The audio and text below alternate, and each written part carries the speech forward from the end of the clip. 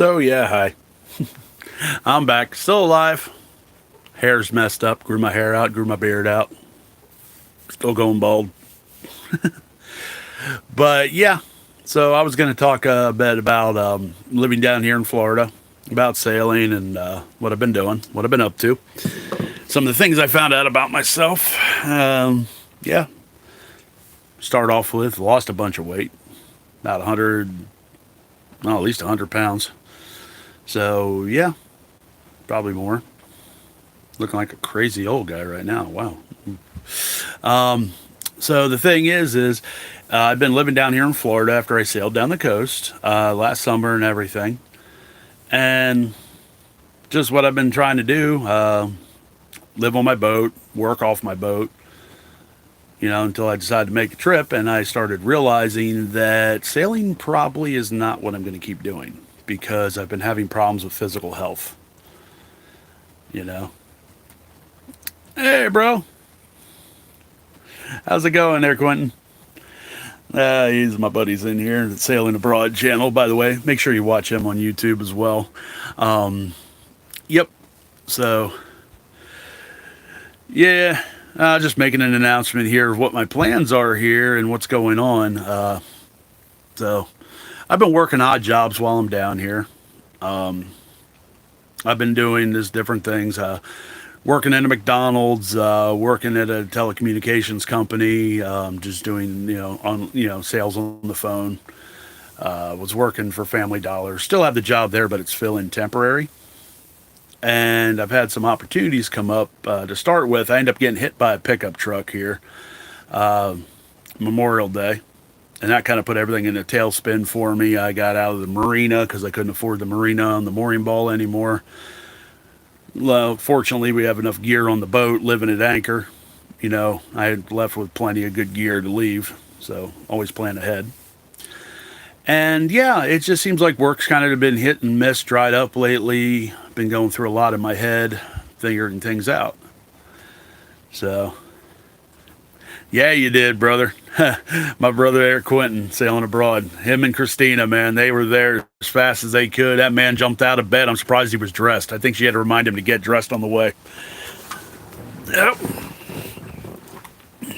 Yeah, he got there as quick as he could. You got that right. Yeah, good friend too, man. You always have been. Don't worry, I'm coming back. I am coming back. You mean my crazy hair? God, I look old. Need to shave my head again. I am coming back though to Florida here after I go back north and get the new boat. Might be next winter when I come down, but yeah, I'll be back here. So what I'm planning to do is another friend of mine had a boat that he came across, and we got off Boat Angel because of what my health's been doing. I noticed every time I go sailing, I've been having problems since I had Crohn's disease with heart trouble occasionally, where my blood pressure would drop bending over. And it's affecting me on the boat. It really affected me during summer that I got so sick in the heat I couldn't really move, couldn't do much.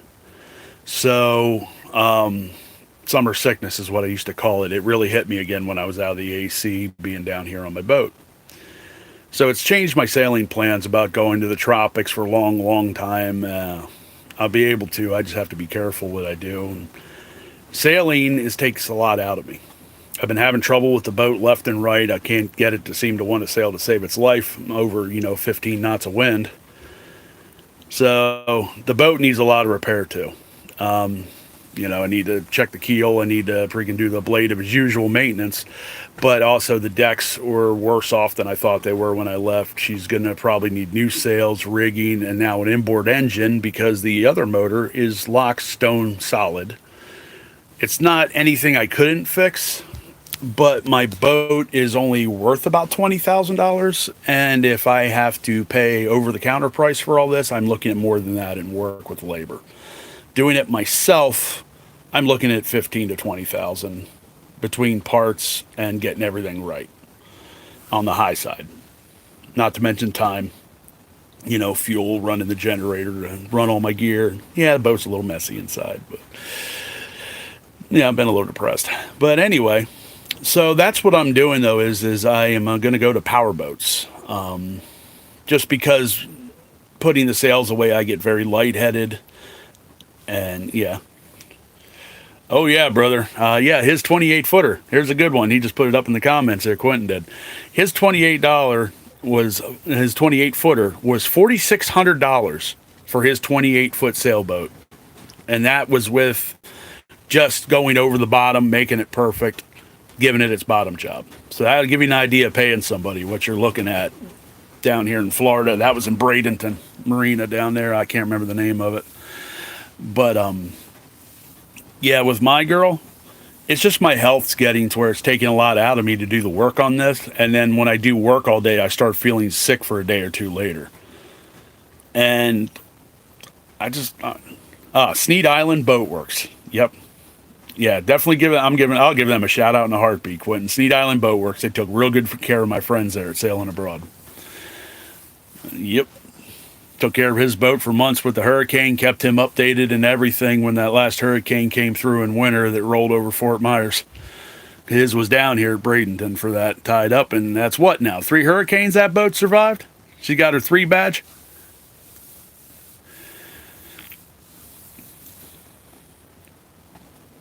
I think it's 3. It's been, 4 now, including Idalia. I got 1 with this girl in Idalia. She went right through it in the bay. But I know Quentin rode out a storm years ago. You should talk about that on your channel, man. Oh, yeah, you got 30 grand in that, girl. Yeah, he got the boat in good shape and was restored, but they hadn't done everything. So for them to go back through and make sure everything, rudder, motor, batteries, belly job, all that. Oh, yeah, Hurricane Wilma he was in. He does have footage of that, by the way, too, of his boat. He needs to talk about that on Sailing Abroad channel. You need to talk about that storm. Let people know what they're in for. But, yeah, man.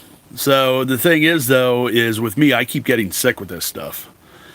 And it's not what I want to do anymore. I got sick trucking to the point I couldn't keep my CDL. And I'm tired of killing myself to work, and I really, as much as I love sailing, and don't get me wrong, I love sailing boats. I love being on a boat sailing, but I've realized that it's not exactly what I thought it would be and what I want to do. Because, honestly, my patience isn't there to sail a boat and only go a little faster than the tides. I prefer the boat when she's moving 4 or 5 knots in a good cut, and doing it for a longer period, but just sailing offshore and all that is fine. But I was having so much trouble with the boat, and I just don't want to keep putting myself through that with a limited income that I have. Now the power boat is going to cost me more money. Yep. Oh yeah, brother. Sailing is a physical activity, and you are in good shape. And yeah, he says it zaps him sometimes. Yeah, watch Sailing Abroad. He'll show you. You'll see him when he's out at the end of the day, feeling rough. So, but yeah, that's what I'm doing with the power boat, is to try to save my health with it so I can enjoy doing this more. And it's going to cost me more money. It's a power boat, and the boat I got has twin 350 Chevys in it. They're going to cost a little bit more on fuel, but it's not as in budget friendly, I want to say, because the amount of fuel that the boat's going to take doesn't justify it, other than the fact that I want that boat. That's the style boat I want for what I want to do. Doesn't mean I have to run around on plane all day long. But what I want is basically a boat that was going to get me more fuel economy than that, but I can live with that. It's not an issue. I'm going to probably most of the time only be doing 7, 8, 9 knots, because a lot of the ICW is that.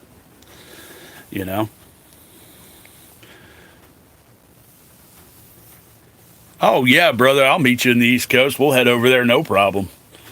Shoot, man. I'll fire up one engine, and I'll just knock her in gear low and just put right along with you there, because, oh, shoot, if I remember right, yours does 10 knots anyway. You might even be beating me. I'll have to turn both motors on, Insane, and you gotten your girl up there about, what, 8, 10 knots already in some of these winds? So, yeah, I'll have to run mine just to keep up with them. But just solo sailing with me, though, it's too much for me with this boat, and I don't want to be the older guy I mean, I'm 45 now. I don't want to see myself at 45, 48, 50 years old, making myself sick all the time to where I can't handle my boat in a storm. And I feel that because of problems I've had with my heart, blood pressure dropping and all, even getting my anchor up on good wind days, I feel it. It's dangerous. If I go offshore solo, I don't have people with me. And honestly, I don't want the Coast Guard having to come get me because, one, they'll be risking their ass. And two, oh, yep, he's got it at 10 knots. Yep. A rare day, but a fun day. A good day, it sounds like. I remember, you were pretty excited about that.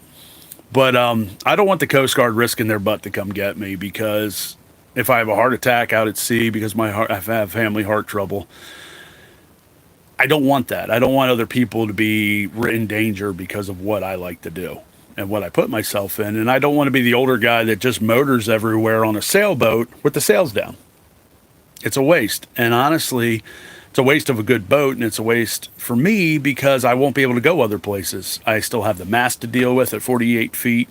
I still have a 6-foot draft, 5.5-foot draft, and it keeps me out of other things. So what I'm going to do is sail north, try to get work along the way, to stay out here living on the boat, and I'm going to switch to this power boat. It's 73 Chris Craft, really beautiful shape, 30-foot Catalina. And yeah, once the deal's all done and it's secure, I don't want to jinx nothing, but I'll give all the details on it. So yeah, no, it's a good boat though, but she only drafts about 2.5, 3 feet. She's a good beam to her, but she is only going to stand less than 10 feet off the water, 10 to 12 feet at her rate when I put the radar tower on her. That way I can actually go the ICW and the north route up through Lake Erie. And that's probably what I'm going to do is go the reverse route. But to get there, it's looking like I'm going to say the heck with it, and I'm sailing north. I'm going to take the boat here and start to head north with it and sail and do the best I can sailing it or motoring when I got the money. Whichever way, it might take a while, but we're going to get her north. So, you're looking at your neighbor's Southern Cross. Nice. That sounds like that'll be a nice set. If I remember right, I've only ever seen the bigger Southern Crosses. I think that they're in like the 45, 50 range I've seen, but they look like they're really beautiful boats. Yeah, I'm kind of a boat nut. My granddad, I grew up, we'd go to the marinas, we'd go to car shows, boat shows. It was always about going and looking, and just after that, I can't help it. When I see boats, I have to look at them all, and sometimes I sit on Facebook Marketplace looking at boats for sale for no reason. It's just, I don't know. That's what it is. Oh, that sounds gorgeous. But yeah, so that's what it's looking like. I'm going to end up doing is sailing north because I have a job prospect actually in South Carolina right now, possibly as a bridge tender. So I'm going to check on that on the way back. So it's either going to be I sail all the way back north and I switch out the boat. I get used to the boat, make up some money, wait for the settlement from everything from getting hit to see what that does. And then I'd like to do the ICW, run the loop, which is why I say I'll see you again next winter, Quentin, because if I run the loop, I'm going to run the loop counterclockwise, and I'll be coming back through Gulfport to hang out for a while. But I think what I'm going to do is once a year, I'm going to just explore the United States. I'm going to run around the ICW, the coasts, anywhere I can get this girl. Plus, she's small enough I can get her on a trailer with small oversized permits, and she's low enough I don't need overheight. So if I want to go to the West Coast, put her on a rigging boat trailer and haul her across this and drop her in the water again. So yeah. Oh, we'll go grouper sailing, but we're going to go grouper fishing. You got that right. Yeah, brother. We're going to go do some grouper fishing, definitely, with that boat when I get her down here. We'll go spend a week out there looking for those guys. And that's the other thing, too. If I do the open array radar, because I've been studying up on radars, yeah, open array is pretty good for being able to find fish just by the seagulls and all. So at least we'll be able to get something while we're out there, see where it's at. But yeah, that's what it's looking like is I'm going to have to get rid of Celestial, but she is going to have one more trip. It looks like we're going to sail back down through the Okeechobee. I'm going to sail up the East Coast, and either to the Carolinas to work, St. Augustine maybe with this one group I'm looking at, or I'm going to just go all the way north, get some work done up there, get everything taken care of, visit the family I left back there for a little while, my kids, my mom, take care of stuff I left behind and come out here and just full time it, and go back for a month or two once a year to see my mother and all, and yeah, have some holidays with them. I was thinking about it. I was thinking about going to the Keys, Quentin, but I have time constraint. What it comes down to with the job is the jobs, they like me. I've put in that I could be there by the beginning of January or the 20th of January in the Carolinas. I believe I put in 20th. And since I don't have a lot of fuel money, I'm going to be leaving with maybe 2 tanks of fuel. That's about 10 gallons of fuel on my boat, 11 gallons, gives me about a 55-mile range constant. So my plans are I'm going to leave here, sail across the bays. Sorry if it's vibrating, people messaging me. I'm going on private. I'm going to sail across the bays. I'm going to motor down through the locks, the channels, and the T channel here south of Bogaciga Bay out to Tampa. But sail across the Tampa Bay, sail across Sarasota Bay as much as I can. But when I get to the bridges, I'm going to have the engine on. So, yeah, that's what I'm going to end up doing. I get down into the IC. There's going to be a bit of motoring I got to do. I'm going to try to go through on a weekend so it's not real busy, so I can sail most of it. But, yeah, I'm just going to sail across the Okeechobee Bay.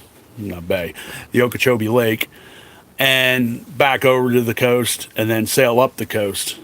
So I'll be running the engine minimal, and we'll be doing this like the old 1800 sailor, unless I get some fuel money. But maybe we'll see. But we got a good boat. She's a solid boat. She's just a quirky boat, and it doesn't seem to like me. And some days I just don't like it. So we'll get there one way or another. Maybe I'll have to get out of my dinghy and row the whole time. And if I keel over having a heart attack, and do me a favor, bear me down face up. That way it's not the world can kiss my butt. I don't want them to. It's just so I can look everybody in the eye and say, yeah, I had fun. Not getting bad like that. So let's see, what did he say here? Go through the Keys and see them before you go back. Yep, we're thinking about the trip there sometime soon if we get off our butts and just do it. I know. Yeah, you and that boat that you have all this work done to it. And you're probably waiting for me to figure out what I'm doing with myself here, too. Some days I wonder. But, yeah, Quentin's got himself really in a good setup here, too. So, he's been going back and forth about that, too. But, hey, it's hard, man, when life opens its arms and grabs you and says, hey, we like you here, But, yeah, he's been having a real good time down here. Going out, running the boat, hitting the islands. Yeah, my problem's getting off my butt and doing things too sometimes, brother. I can help you with that. I do have rope. I can tie you to the back and pull. You'll just wake up in the middle of the bay. Hear me cursing and swearing at my boat. But, yep. But yeah, it's really not hard to do that, though, coming down here, making a living for yourself, and living off the boat, and getting in a marina or getting a slip, like down here at Bogaciga. Really easy to do. You have to schedule it through Docwa, but you can get a mooring ball up to 6 months. They want you to not just leave your boat stored here, which is why a lot of these boats are littering the bays down here. A lot of the locals store their boats, or people from up north that don't want to live on boats and just want a cheap getaway, leave their boats just sit in the bay at anchor, which is also why you see a lot of boats up on the beach during hurricanes. It's not that boating is a problem. It's people are irresponsible. They don't have the right gear. They don't have enough line out, lines chafe, lines cut. I'm not saying you should stay on your boat during a hurricane, but you need to prepare your boat for a hurricane. It needs to be tied properly. You can't just leave it like any old day sitting somewhere and expect nothing to happen. Yeah, even Quentin there, sailing abroad. He's getting his boat hauled at Sneed Island. He's getting on the emergency list for that because he's not even going to play around with that. And his boat is extremely capable at offshore sailing. You know, it's a 28-foot Helms that was built for offshore. So there you go. There's a guy to talk to. He's been through a hurricane on his boat. I wasn't on my boat for Idalia. Everybody begged me to get off my boat, and for my friend's sake, my mother's sake, my brother here's sake, I said, okay, I got the boat. I let out extra rode on it. I made sure she was hooked as best I can, and I went to a shelter. The boat's replaceable. You know, I have insurance on this thing. It'd suck. I'd be homeless for a little while, but you know something? I wouldn't be dead. And I wouldn't want to put my family through that. You know, if I die at sea, it's one thing. If I die trying to, you know, sit there and prove something to somebody other than myself for any reason, which is why I wouldn't do it anyway, I'd only do it because I think I could, because I'm stubborn and bullheaded. But I just wanted them to be not as worked up about it. So, yeah. But that's what we had here in Bogosiga. A lot of the boats ended up on the beach here because nobody was on them.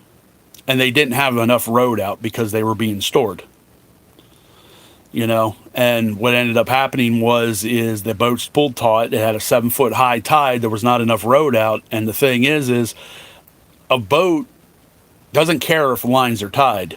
It's going to keep pulling until it either goes under the water and the weight pulls it down, or it breaks free. They broke free. Nothing much you can do about it.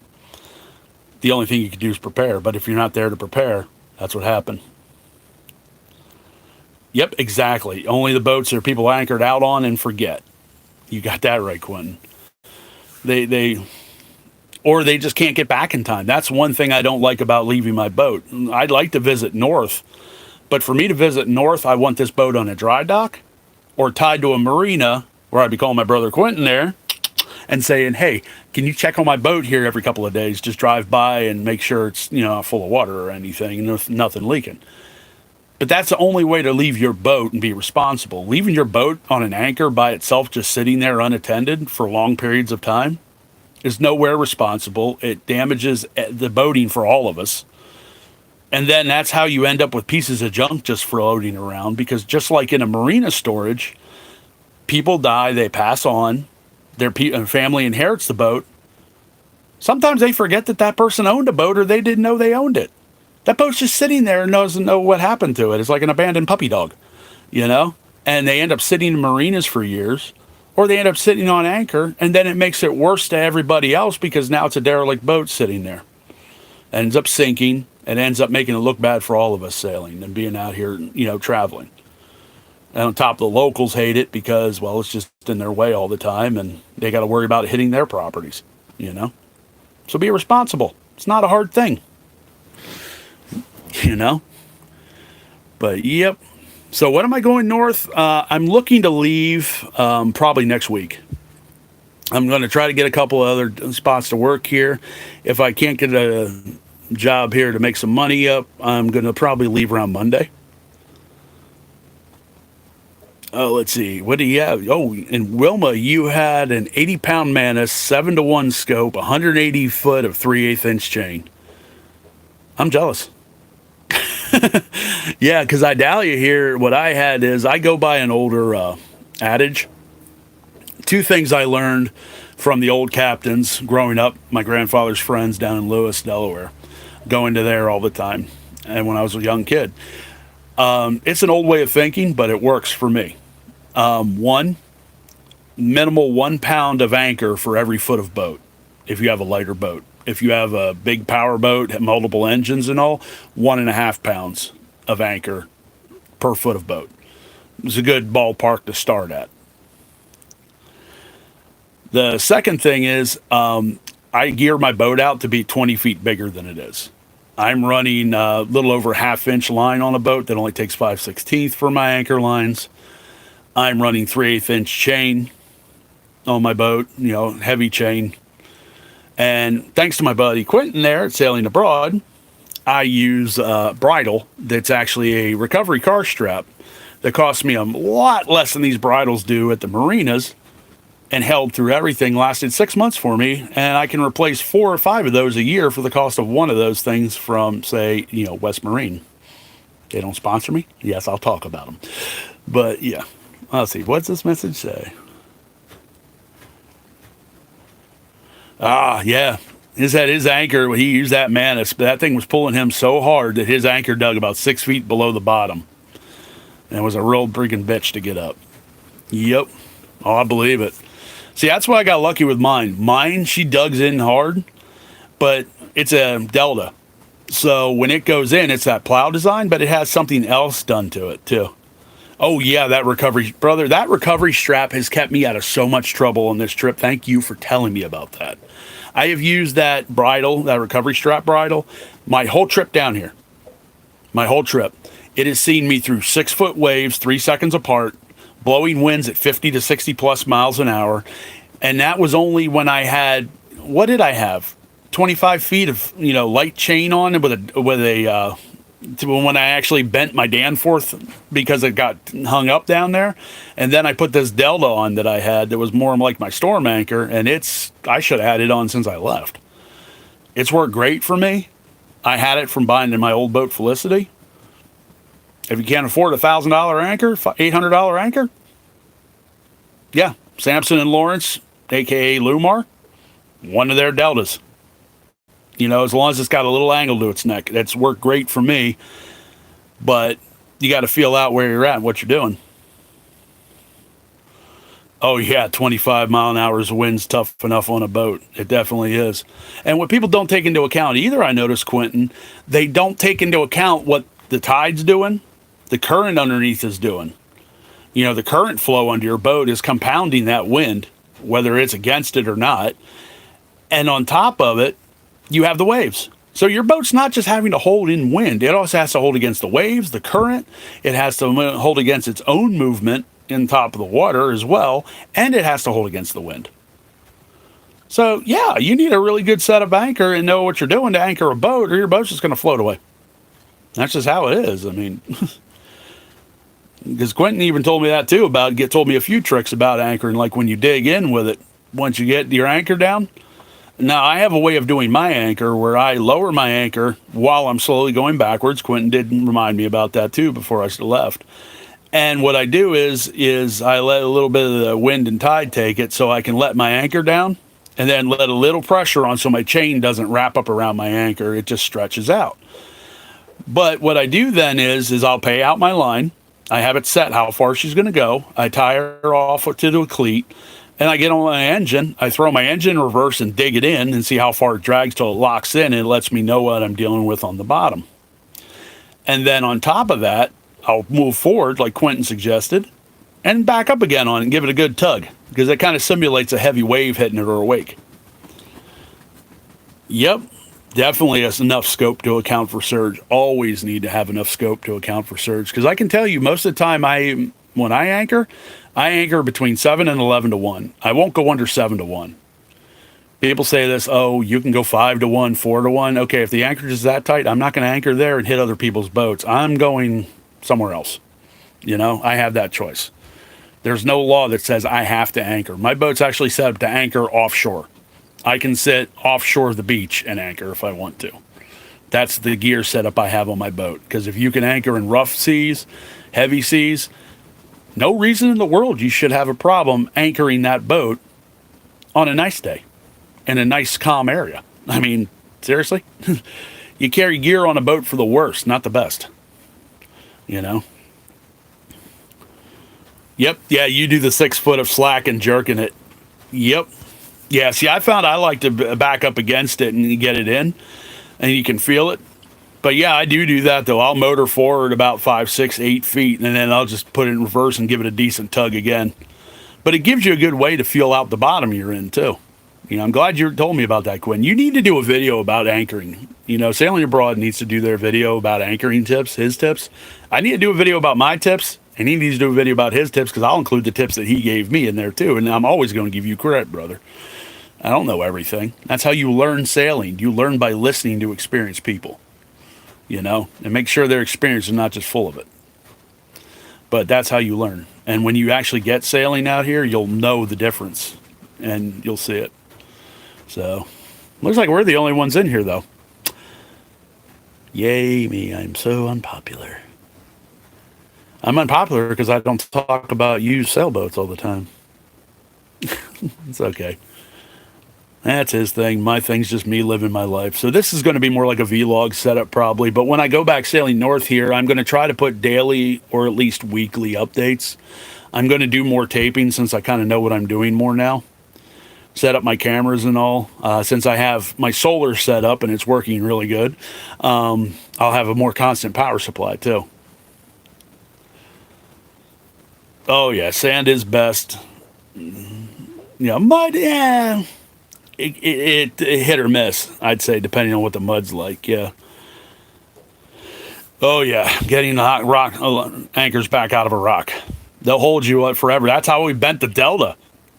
You know, not the Delta, the freaking Danforth of mine. That's the neck of my Danforth looks like this. I'm not kidding. I had it in one of my earlier videos. I'll have to show you guys that sometime. It's a 90 degree. And that's because it got stuck under some obstructions or rocks down below up there in the Chesapeake. And I wanted my anchor back. So I forced it with the boat to come out. Now he came out with an anchor that was a question mark. Literally. It looks like a question mark.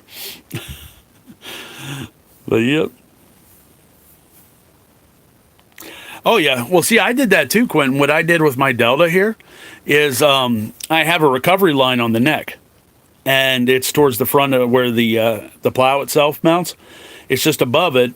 And the nice thing is when I anchor out between 7 and 11 to 1, I leave slack in it. So what I do is I have my anchor dug in, my chain laid out on the bottom, my line paid out. I have the recovery strap as my first fail-safe. I have about 5 to 6 feet of extra length there, 7 feet of length that goes up. It's slack and goes on the main line up to my boat, tied to my cleat, double tied actually to my cleat. Okay. And then the recovery line, it accounts for about 2 to 3 times that slack.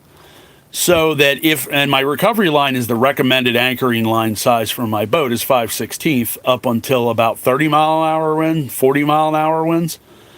It's rated for, but my line's a little heavier duty than what it needs, so it holds very well. The idea is if my main line fails for any reason, first, if the recovery strap fails, it lets the line go taut. It'll wake me up here in the bound. I'll feel the jerk. It'll wake me up if I'm sleeping heavy. But if that would fail, the recovery line's on such an angle that it keeps the plow from really ripping itself out. It still will, but you'll feel it dragging the bottom of the sea, kind of like my camera bouncing there, and it'll wake you up instead of just coming loose and moving without resistance. So that's basically a triple failsafe, you know? Oh, you can disconnect your shank without even getting wet. Really? Oh, yeah, you got the quick release. That's right. Yeah, you were telling me about that, how to rig up with that quick release setup. I do like doing the double line, though, just because it's that three-prong sail face. You know, sail face. Oh, God, what am I saying? Fail safe.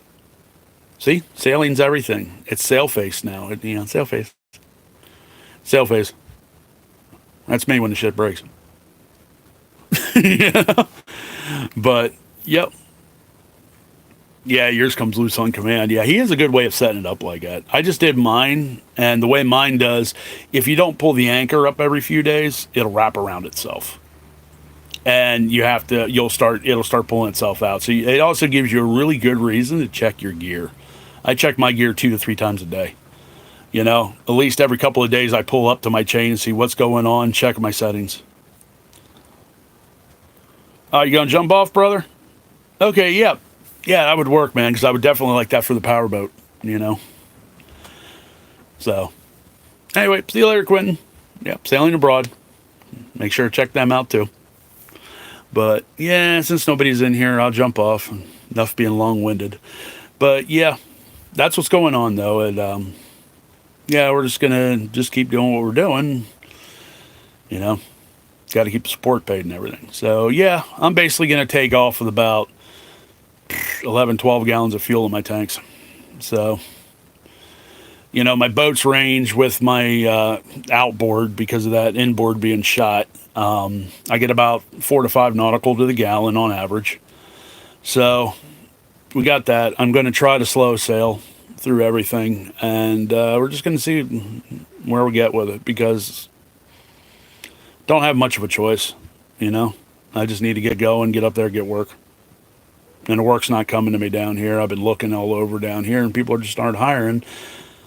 Maybe I could work another job in sales that might last a few weeks, and if I don't make sales, I don't stay. That was the problem with the job working as a CSR.